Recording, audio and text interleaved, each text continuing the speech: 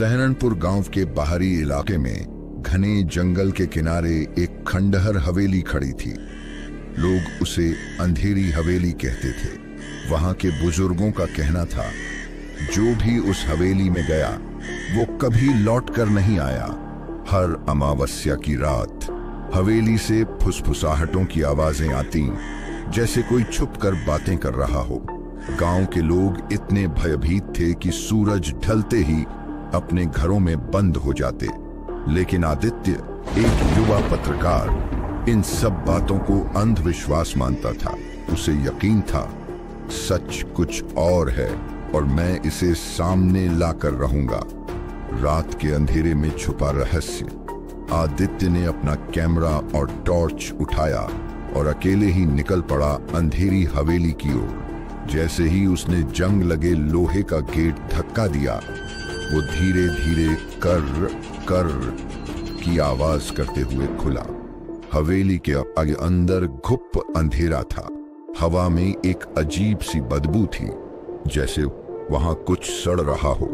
Hall के बीचों बीच एक पुराना झूला पड़ा था जो खुद ब खुद हिल रहा था। दीवारों पर जले हुए चित्र थे जिनमें इंसानों के चेहरे नहीं थे, बस धुंधली परछाइयां।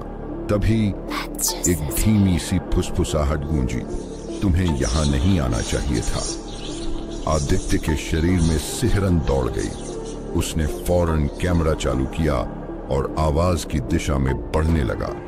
तभी एक दरवाजा खुद ब खुद चरमराता हुआ खुल गया और अंदर से आई कंपकंपाती आव, ठंडी हवा का झोंका, मौत की दस्तक। कमरे में एक लकड़ी की अलमारी थी। आदित्य ने जैसे ही उसका दरवाजा खोला, अंदर से एक सड़ा गला कटा हुआ हाथ बाहर गिरा। वो घबरा गया और पीछे हटने ही वाला था कि उसके पीछे किसी की मौजूदगी का एहसास हुआ। धीरे धीरे मुड़कर देखा, एक बूढ़ी औरत खड़ी थी। उसकी आंखें गहरी काली, चेहरा टेढ़ा मेढ़ा, जैसे किसी ने उसे जबरदस्ती चीर दिया हो। उसका मुंह हिल रहा था, लेकिन आवाज कहीं और से आ रही थी। तुमने इसे जगा दिया है, अब कोई नहीं बचेगा। आदित्य भागना चाहता था, पर सारे दरवाजे बंद हो चुके थे। दीवारों से खून टपकने लगा। फर्श पर बन रही थी अजीब आकृतियां। हर तरफ से आ रही थी डरावनी फुसफुसाहटें। भागो मत, अब तुम यहीं रहोगे। तभी एक जोरदार चीख गूंजी, और पूरी हवेली हिलने लगी। भूतिया किताब और खोया सच।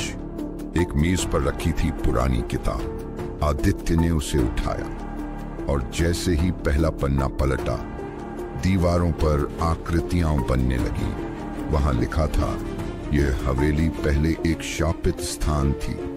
एक तांत्रिक यहाँ काली विद्या करता था। उसने अपनी आत्मा को अमर करने के लिए 7 निर्दोष लोगों की बलिदान दी। गांव वालों ने उसे जिंदा जला दिया और मरते वक्त वो शाप देकर गया, जो भी इस हवेली में कदम रखेगा वो कभी लौट कर नहीं जाएगा। किताब अचानक जलने लगी और हवेली में गूंजी एक डरावनी हंसी। अब तुम भी इसी श्राप का हिस्सा बन चुके हो ओशिरो। आखिरी रिकॉर्डिंग। आदित्य ने फौरन कैमरा निकाला और रिकॉर्डिंग चालू कर दी। भागना चाहा, पर दरवाजे दीवारों में बदल चुके थे। अब बाहर निकलना नामुमकिन था।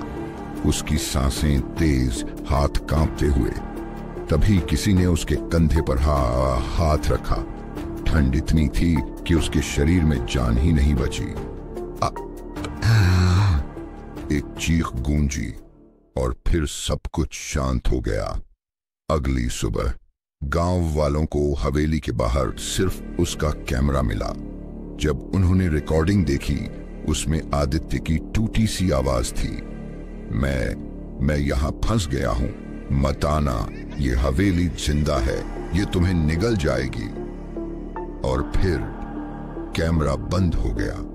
तब से आज तक हर अमावस की रात हवेली से किसी अनजान की चीखें सुनाई देती हैं और उसके दरवाजे से अब भी आती हैं वही फुसफुसाहटें। एक और आत्मा हमारे पास आ गई।